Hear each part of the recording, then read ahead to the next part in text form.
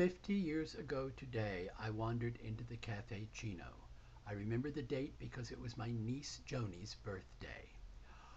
I was in New York for one day en route from summer stock in Kennebunkport, Maine to a dishwashing job in Santa Fe, New Mexico. Friends driving from Kennebunkport drove me as far as New York so I might stop and see a college friend who now lived there.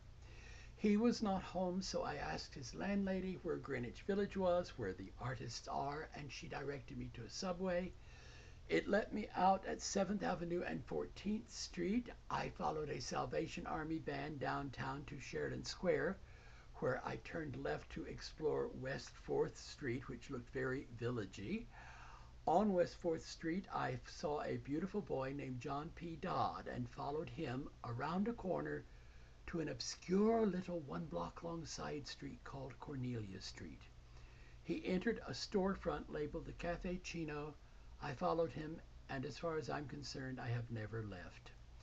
The first people I saw in the Cafe Chino were directors Neil Flanagan and Andy Milligan, dressed in red and white striped jackets and straw hats, rehearsing a scene from The Importance of Being Earnest for another theater uptown, as it turned out.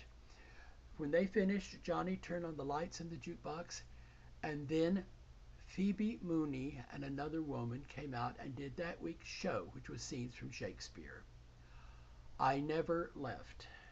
I took a job at 12th Street and 5th Avenue at Macmillan Publishers, so I had but to cross Washington Square and walk a couple of blocks to get to the Chino right after work, where I would mop or shop or do whatever was needed just to be allowed to stay there. You see, I came from a place where intelligence, sensitivity, and honesty were forbidden. If you said anything intelligent, sensitive, or honest, you were in some way punished for it. At the Chino, intelligence, sensitivity, and honesty were welcome, almost demanded. It was the first place where I felt any promise of having the kind of friends I had seen people have in movies like All About Eve or The Red Shoes. People of talent, courage, vision, a broader vision than merely their own personal concerns, people with wit, people who could banter and wisecrack. I remained there for a while. I love the plays. They did mostly at that point existing plays, published plays, which they pirated. But more and more they did new American plays. I must tell you something of the state of theater among the other arts at that time in 1961.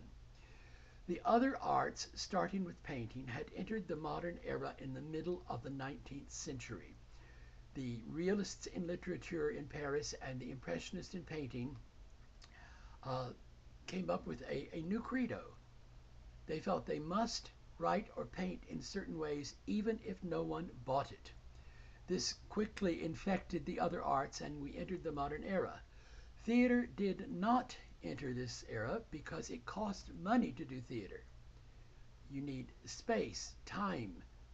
You must support a lot of people. You must pay for productions. What happened at the Chino that allowed theater to enter the modern era was people did it for free.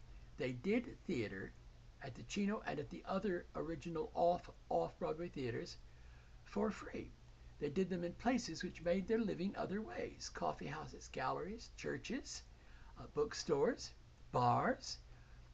So there was a tremendous explosion of suppressed theatrical creativity. The changes in subject matter, style, content, and form that were made at the Chino have since infected not only theater, but all the performing arts.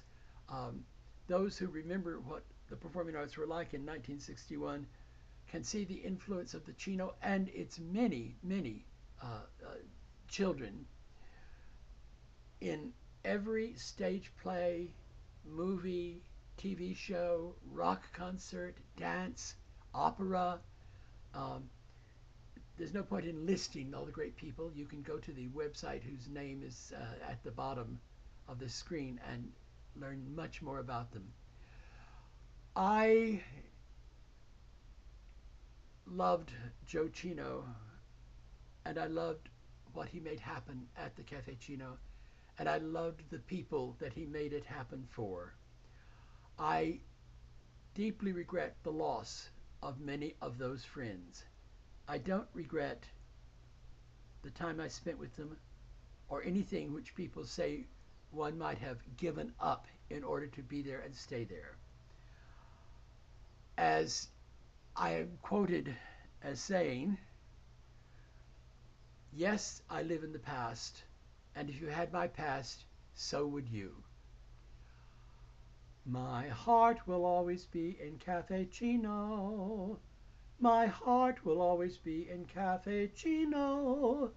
Since you and I were we in Cafe Chino, my heart will always be in Cafe Chino.